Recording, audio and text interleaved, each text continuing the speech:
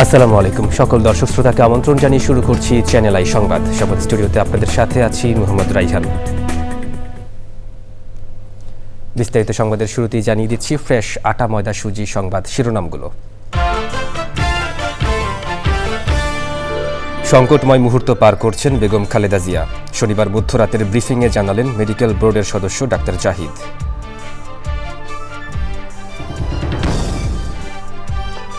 তারেক রহমানের জাতীয় পরিচয়পত্র প্রস্তুত, জানালেন এনআইডির ডিজি। ভোটার হলেন ঢাকা উত্তর সিটির ১৯ নম্বর ওয়ার্ডে গুলশানের। এনসিপি থেকে পদত্যাগ করে ঢাকা ৯ আসনে স্বতন্ত্র হিসেবে নির্বাচনের ঘোষণা দিলেন তাসনিম জারা। জামায়াতের সাথে জোট নিয়ে ৩০ সদস্যের আপত্তি। বিভাগীয় শহরগুলোতে আজ ইনকিলাব মঞ্চের সর্বাত্মক অবরোধের ডাক। হাদির খুনিদের গ্রেফতার না করা পর্যন্ত কর্মসূচিতে সবাইকে অংশ নেওয়ার আহ্বান। এবং বাংলা একাডেমির রাবেয়া খাতুন কথাসাহিত্যিক পুরস্কার প্রদান। প্রখ্যাত কথাসাহিত্যিকের জন্মবার্ষিকীতে তার লেখা দুটি উপন্যাসের ইংরেজি অনুবাদ প্রকাশ।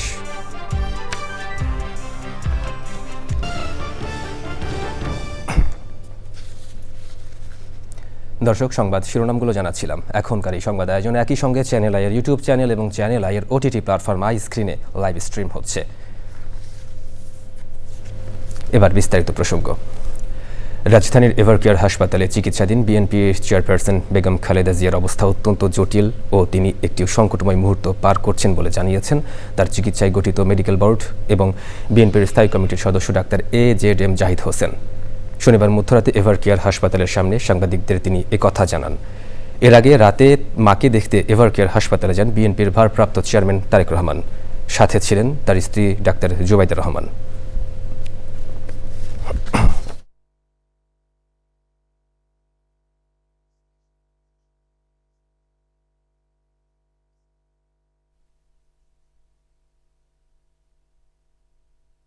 আইসিইউতে চিকিৎসাধীন আছে, তাহলে স্বাভাবিকভাবেই শারীরিক অবস্থার উন্নতি হয়েছে এই কথা বলা যাবে।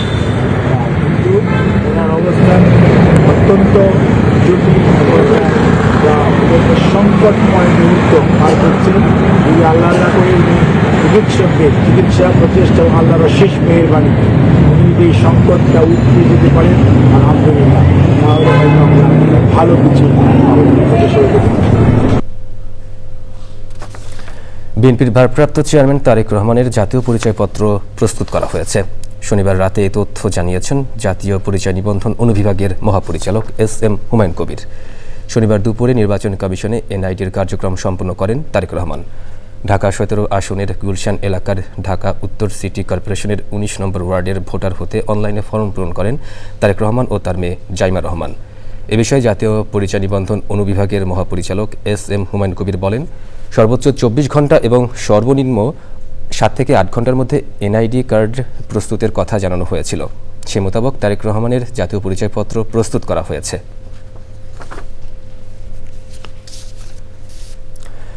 জামায়াতে ইসলামী সহ ৮ দলীয় জোটের সঙ্গে জাতীয় নাগরিক পার্টি এনসিপির রাজনৈতিক জোট বা আসন সমঝোতার সম্ভাবনা নিয়ে আপত্তি জানিয়েছেন দলের কেন্দ্রীয় কমিটির ৩০ সদস্য।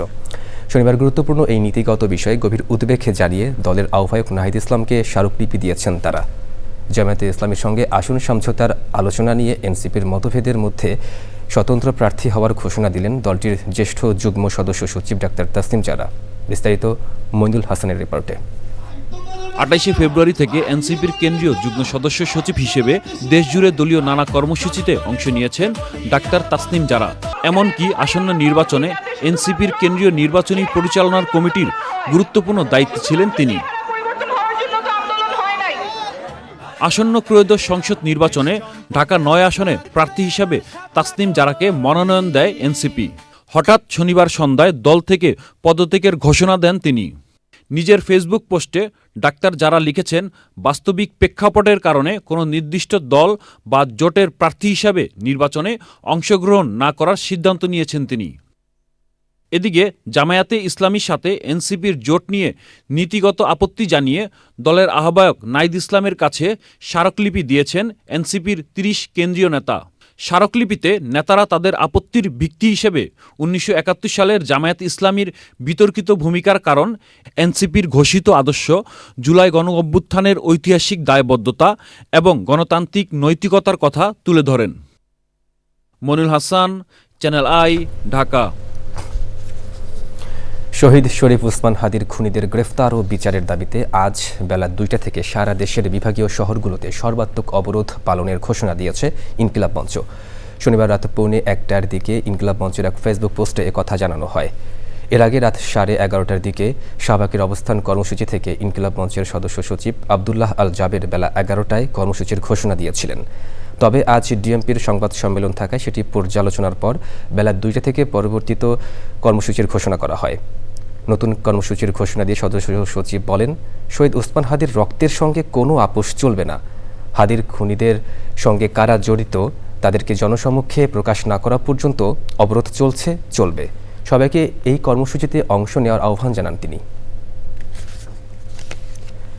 ১.৫ মাসের মধ্যে সম্প্রচার কমিশন অধ্যাদেশ পাশ করার আশ্বাস দিয়েছেন তথ্য ও সম্প্রচার উপদেষ্টা Syeda Rizwana Hasan. Broadcast journalist centre বিজেসির ৬ষ্ঠ সম্প্রচার সম্মেলনে সাংবাদিক নেতারা বলেন, সাংবাদিক সুরক্ষা আইন নেই বলেই গণমাধ্যম হামলার শিকার হচ্ছে। দাবি দাওয়া আদায় ও সুরক্ষা নিশ্চিতে গণমাধ্যম কর্মীদের ঐক্যবদ্ধ হওয়ার আহ্বান জানান তারা। জাকি আক্তারের রিপোর্ট। ভয়হীন, স্বাধীন, নীতিনির্ভর এই প্রতিপাদ্যে দেশের সম্প্রচার সাংবাদিকদের সংগঠন ব্রডকাস্ট জার্নালিস্ট সেন্টার বিজেসির ৬ষ্ঠ সম্প্রচার সম্মেলন সেগুনবাগিচায় আন্তর্জাতিক মাতৃভাষা ইনস্টিটিউটে আয়োজিত সম্মেলনে সাংবাদিকতার নীতি উন্নয়ন, সাংবাদিকদের কল্যাণ ও নিরাপত্তা নিয়ে আলোচনা করেন গণমাধ্যম কর্মীরা। বিভিন্ন সময় গণমাধ্যমকে সংবাদ প্রচারে ভয়ভীতি দেখানোর কথা উল্লেখ করে বক্তারা বলেন, ভয়হীন সাংবাদিকতার ক্ষেত্রটা জরুরি হয়ে পড়েছে। যদি সেটা সংস্কারগুলি করা যেত তাহলে আজকে মিডিয়ার উপরে মানুষের যে অনাস্থা, যে বিশ্বাসহীনতা, সেটি দূর করার সম্ভব হতো। যে সাংবাদিকতার সুরক্ষা আইনটা যদি থাকতো, পেশাগত দায়িত্ব পালনের জন্য আক্রমণের শিকার হয়েছেন, হেনস্থা হয়েছেন, ওই রকম আইনে কোনো বিচার করা যেত, তাহলে এই ধরনের হামলা হতো না। এই অতীতে এবং এখন আমাদের বোঝার প্রয়োজন আছে যে রাষ্ট্রের কি ভূমিকা, সক্রিয় কি নিষ্ক্রিয়, কিন্তু তারা কি ভূমিকা রেখেছে। সেই স্বাধীনতার স্পিরিটকে বাদ দিয়ে বাংলাদেশ নামক রাষ্ট্র এইটা বিকশিত হবে, গণতান্ত্রিক হবে, উন্নততর অর্থনীতি করবে, কিভাবে করবে? এটা পৃথিবীতে কখনো হয় নাই। তথ্য উপদেষ্টা বলেন, কিছু মহল তাদের স্বার্থের জন্য গণমাধ্যমের উপর হামলা করে। সম্প্রচার কমিশন অধ্যাদেশ ও প্রেস কমিশন অধ্যাদেশ পাশ করার আশ্বাস দেন তিনি। তো এই ১.৫ মাসে আমি দুটো কাজ করে যাওয়ার চেষ্টা করব। একটা কাজ হচ্ছে সম্প্রচার কমিশন অধ্যাদেশ, দ্বিতীয় যে কাজটা করবার চেষ্টা করব সেটা হচ্ছে প্রেস কমিশন অধ্যাদেশ। এইটার মধ্যেই সাংবাদিকতার সুরক্ষার বিষয়টা নিয়ে আসতে হবে। বিজিসির সম্প্রচার সম্মেলনে সাংবাদিকতার নীতি নৈতিকতা বইয়ের মোড়ক উন্মোচন করেন অতিথিরা। জাকি আক্তার, চ্যানেল আই, ঢাকা। বাংলা একাডেমির সাধারণ পরিষদের বার্ষিক সাধারণ সভায় তুলে দেওয়া হলো রাবেয়া খাতুন কথা সাহিত্যিক পুরস্কার। প্রখ্যাত এই কথা সাহিত্যিকের ৯১তম জন্মবার্ষিকীতে এই পুরস্কারে ভূষিত হলেন কথা সাহিত্যিক আনিসুর রহমান ও সুব্রত বড়ুয়া। মিথিলা নাজরিনের রিপোর্ট। বাংলা একাডেমির সাধারণ পরিষদের ৪৮তম বার্ষিক সাধারণ সভায় অংশ নেন ফেলো, জীবন সদস্য ও সদস্যসহ আমন্ত্রিত অতিথিরা। অনুষ্ঠানে বাংলা একাডেমি পরিচালিত বিভিন্ন পুরস্কার তুলে দেওয়া হয়।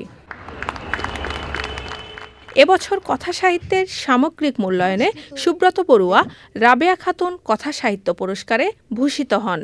তরুণ লেখক ক্যাটাগরিতে একই পুরস্কার পান কথা সাহিত্যিক আনিসুর রহমান।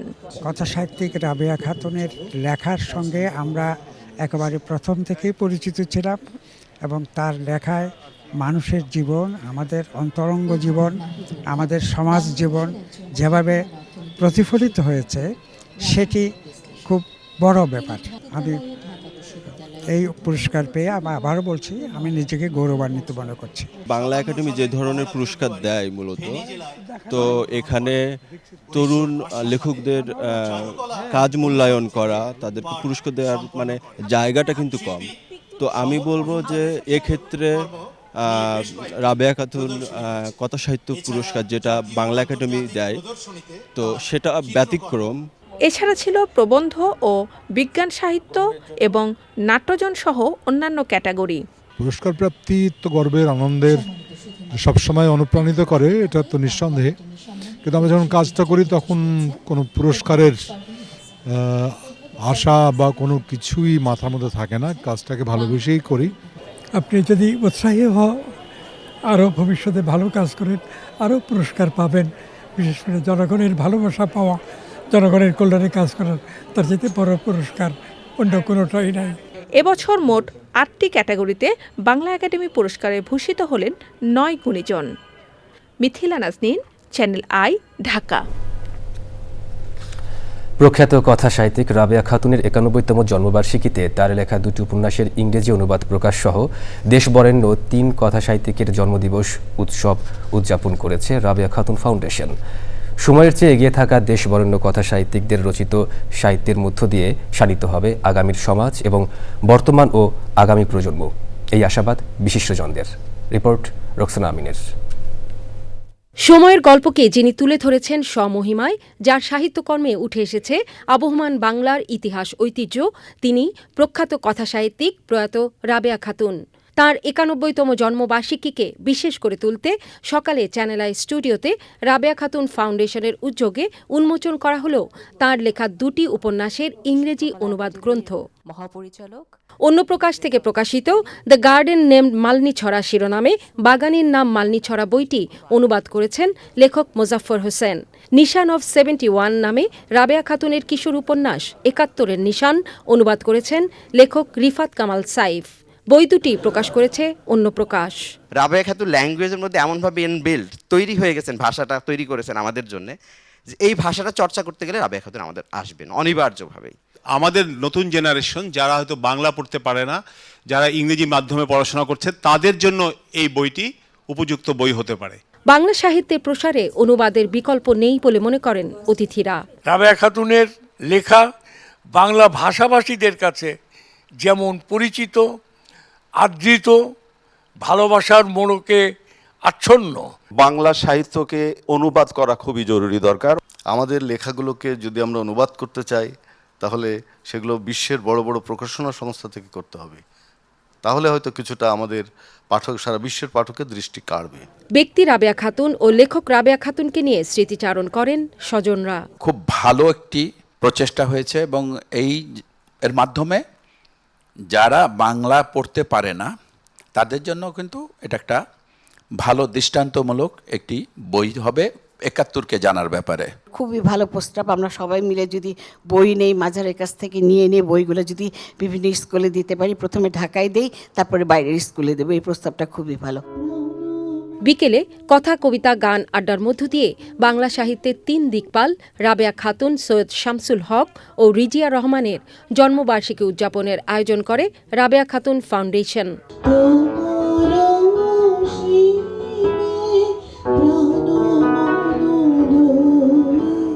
লেখক, নির্মাতা, নাট্যজন, চিত্রশিল্পী সহ সংস্কৃতিজনরা স্মরণ করেন বরেণ্য 3 প্রয়াত কথাসাহিত্যিককে। 3 জন একসময় প্রচুর আলো ছড়িয়েছেন।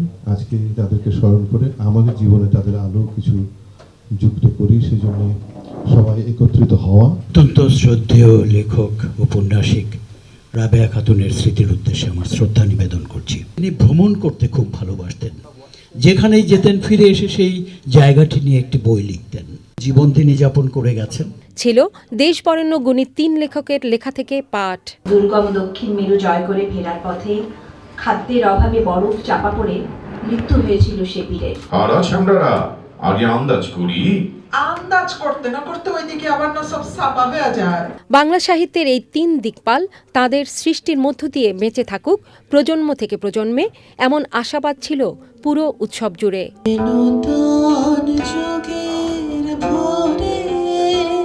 রোকসানা আমিন, চ্যানেল আই, ঢাকা। এবার জাতীয় সংসদ নির্বাচন 2026।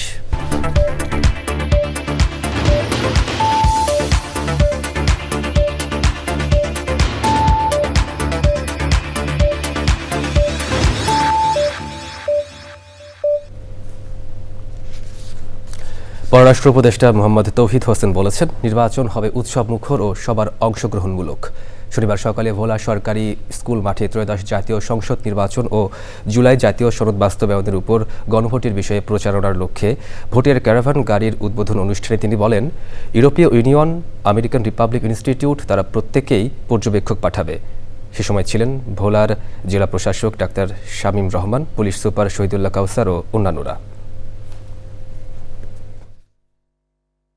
প্রত্যেকটি মানুষ যেন, আমরা জানি যে 100% ভোট কোনোদিনই কাস্ট হয় না, এটা আপনারাও জানেন, আমরাও জানি, কিন্তু ভোট দিতে চাইবে অথচ দিতে পারবে না, প্রতিনিধি নির্বাচন করতে চাইবে অথচ সেই প্রতিনিধির দেখা পাবে না, এরকম পরিবেশ যেন সৃষ্টি না হয়ে গেছিল। আমরা আশা করি এবং আপনাদের সহযোগিতা এখানে খুবই গুরুত্বপূর্ণ, আপনাদের অংশগ্রহণটা খুব গুরুত্বপূর্ণ। সেটা হলে আমরা চাই একটি নির্বাচন হোক যেটাতে মানুষ তার ইচ্ছা মতো ভোট দিতে পারবে।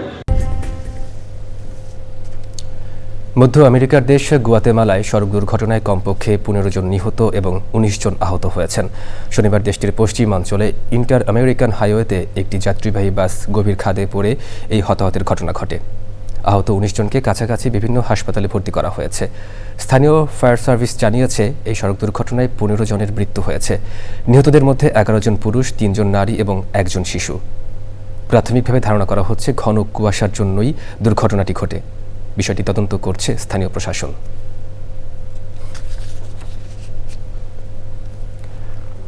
ইতালির পুলিশ হামাসের জন্য অর্থ সংগ্রহের অভিযোগে 9 জনকে গ্রেফতার করেছে। পুলিশের দাবি, তারা 2 বছরের বেশি সময়ে প্রায় 7 মিলিয়ন ইউরো ফিলিস্তিনি বেসামরিক নাগরিকদের জন্য মানবিক সহায়তার নামে সংগ্রহ করে এবং একটি জটিল নেটওয়ার্কের মাধ্যমে হামাসে পাঠায়। তদন্তে দেখা যায়, সংগৃহীত অর্থের 71% বেশি হামাসের সামরিক কার্যক্রম ও সংশ্লিষ্ট পরিবারগুলোর সহায়তায় ব্যবহৃত হয়। গ্রেফতারের পাশাপাশি তদন্তের অংশ হিসেবে পুলিশ 8 মিলিয়নের বেশি ইউরো মূল্যের সম্পদ জব্দ করেছে। ইটালির সন্ত্রাসবিরোধী পুলিশ ও আর্থিক পুলিশের যৌথ অভিযানে গ্রেফতার ও সম্পদ জব্দ করা হয়। গ্রেফতারকৃতদের মধ্যে একজন ইটালিতে ফিলিস্তিনি সংগঠনের সভাপতি মোহাম্মদ হান্নুন, তবে তিনি এই অভিযোগ অস্বীকার করেন। এবার কৃষি সংবাদ।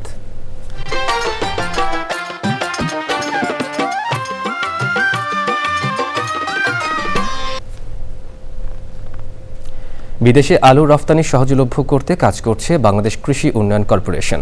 দিনাজপুরে বীজ আলু উৎপাদনে ব্যস্ত সময় পার করছেন বিএডিসির চুক্তিবদ্ধ চাষিরা। আমন ধান কাটার পরই বিস্তীর্ণ জমিতে শুরু হয়েছে বীজ আলুর রোপণ কার্যক্রম। বিস্তারিত শাহ আলম শাহির রিপোর্টে। দিনাজপুরের বিরল উপজেলার পুটিয়া গ্রামে আলু রোপণে ব্যস্ত সময় পার করছেন কৃষক মতিউর রহমান। এবার 30 হেক্টর জমিতে স্টাডিজ ও সান্ত্বনা জাতের বীজ আলু রোপণ করেছেন তিনি। আমাদের বিএডিসির যারা নীতি নির্ধারক আছে, ওনাদের কাছে একটা অনুরোধ করব, আমাদের যে মূল্যটা নির্ধারণ করে সেই মূল্যটা সঠিকভাবে যেন নির্ধারণ করা হয় এবং আমাদের কৃষক প্রতিনিধি রাখে যেন মূল্যটা নির্ধারণ করা হয়। শুধু মতিউর রহমান নয়, দিনাজপুরের অসংখ্য কৃষক এখন বীজ আলু রোপণে ব্যস্ত সময় পার করছেন। এই লেবার খরচ, এই আলুর বীজের খরচ, এগুলার দাম যদি আপনারা যদি না করে দেন তাহলে আমাদের কিভাবে আমরা পারব? আলু দাম দিছে, সেই আলু তো দাম লস খাওয়া হয়েছে, সেই রেট যদি এইবারও দেওয়া হয় তো এইবারও আলুর লস খাওয়া হবে। এবারে যে এত লোকজন লাগাইছি, এখন আলু লাগাচ্ছি, এখন দেখা যাচ্ছে আলু তারপরে কি রেট দিচ্ছে না দিচ্ছে সরকার। দেখতে আকর্ষণীয় স্টাডিজ ও সান্ত্বনা আলুর চাহিদা রয়েছে দেশব্যাপী।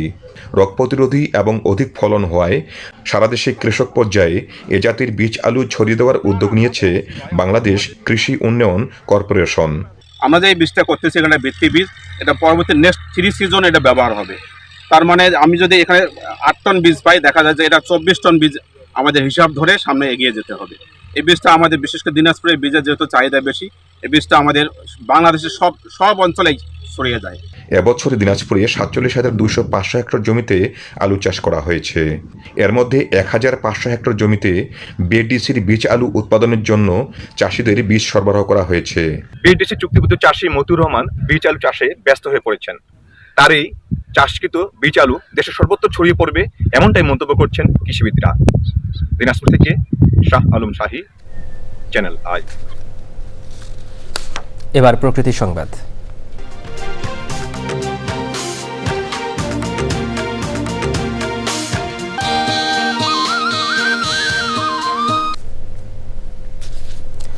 টাঙ্গাইলের মধুপুর গড়ের লিজ দেওয়া বিস্তৃত বনাঞ্চল বেদখল হয়ে গেছে। লিজের জমির পাশাপাশি বেদখল হচ্ছে বনের জমিও। দিন দিন সংকুচিত হয়ে পড়েছে মধুপুর শালবন। বেদখল হওয়া বনভূমি উদ্ধারের দাবি পরিবেশবাদীদের। মুসলিম উদ্দিন আহমেদের রিপোর্ট। বিভিন্ন সময় মধুপুর বনের 10,365 একর জমি সরকারি ও আধা সরকারি প্রতিষ্ঠানকে লিজ দেয় সরকার। এসব জমি আবারও ব্যক্তি মালিকানায় লিজ দেওয়ায় হুমকিতে পুরো শালবন। রাবার বাগান কর্তৃপক্ষ বিএফডিসি এবং বিমান বাহিনীর ব্যবহারের জন্য বরাদ্দ জমির একটি বড় অংশ বনায়নের পরিবর্তে ব্যক্তি মালিকানাধীন লিজ দেওয়ার পাশাপাশি চলছে চাষাবাদ। রাবার বাগান করছে, যে কালাই ক্ষেত করছে, আগেও মনে করুন টাকে টিকে হলুদ মলুদ যাই কিছু করছে। আমাদের এলাকার যে জমি টুমে গেছে আর ওইখানে কাজ করে পেয়ারা বাগান, হরি বাগান, কলা বাগান এগুলি আর চারপাশ করছে। এসব জমি ফেরত নিয়ে বনের বাস্তুসংস্থান পুনরুদ্ধারের পরিকল্পনা করছে বন বিভাগ। যে 45,000 একর জায়গার সামগ্রিকভাবে শালবন পুনরুদ্ধার করব, সেটা আমাদের এই 4,500 একরও যদি আমরা নিয়ে আসতে পারি তাহলে এটা অনেকাংশে এটার একটা শালবন পুনরুদ্ধার কার্যক্রম হিসাবে একটা সফল হবে। মধুপুর শালবন বাংলাদেশের অন্যতম গুরুত্বপূর্ণ প্রাকৃতিক ঐতিহ্য। বেদখল হওয়া বনের জমি পুনরুদ্ধার করে বনের আদিরূপ ফিরিয়ে আনার উদ্যোগ নেওয়ার দাবি পরিবেশবাদীদের। টাঙ্গাইলের মধুপুর থেকে মুসলিম উদ্দিন আহমেদ, চ্যানেল আই। দর্শক, সংবাদ শেষ করব, তবে যাবার আগে ফ্রেশ আটা ময়দা সুজি সংবাদ শিরোনামগুলো জানিয়ে দিচ্ছি আরও একবার। সংকটময় মুহূর্ত পার করছেন বেগম খালেদা জিয়া। শনিবার মধ্যরাতের ব্রিফিংয়ে জানালেন মেডিকেল বোর্ডের সদস্য ডাক্তার জাহিদ। তারেক রহমানের জাতীয় পরিচয়পত্র প্রস্তুত, জানালেন এনআইডির ডিজি। ভোটার হলেন ঢাকা উত্তর সিটির 19 নম্বর ওয়ার্ডে গুলশানের। এনসিপি থেকে পদত্যাগ করে ঢাকা 9 আসনে স্বতন্ত্র হিসেবে নির্বাচনের ঘোষণা দিলেন তাসনিম জারা। জামায়াতের সাথে জোট নিয়ে 30 সদস্যের আপত্তি। বিভাগীয় শহরগুলোতে আজ ইনকিলাব মঞ্চের সর্বাত্মক অবরোধের ডাক।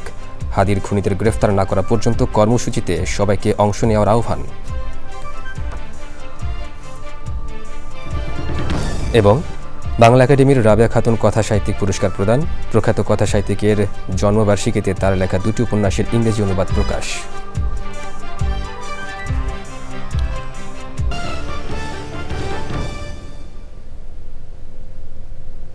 দর্শক, চ্যানেল আইয়ের সর্বশেষ সংবাদ জানতে ভিজিট করুন channelionline.com এ। যুক্ত থাকুন আমাদের সোশ্যাল মিডিয়ার প্ল্যাটফর্মগুলোর সাথে। পরবর্তী শীর্ষ খবর দেখার আমন্ত্রণ। ধন্যবাদ সবাইকে।